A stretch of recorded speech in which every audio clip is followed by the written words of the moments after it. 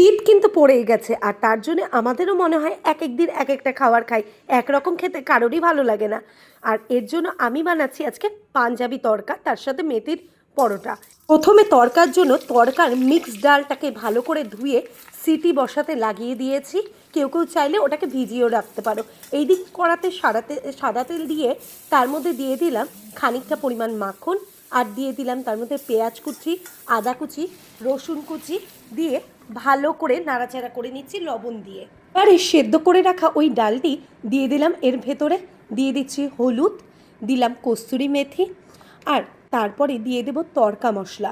এর মধ্যে সব ধরনেরই মিক্স থাকে, তাই এটা দিলে আরও ভালো হয়। যাদের কাছে থাকে না তারা এটা স্কিপ করতে পারো, কিন্তু তড়কায় তড়কা মশলাটা দেওয়া মানে খুব জরুরি।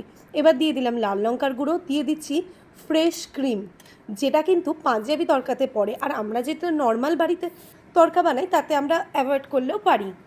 আর দিয়ে দিলাম জিরে গুঁড়ো, আর একটু ফ্রেশ ক্রিম ইউজ করলাম, দিলাম গরম মশলা, দিয়ে দেখো নাড়াচাড়া করছি।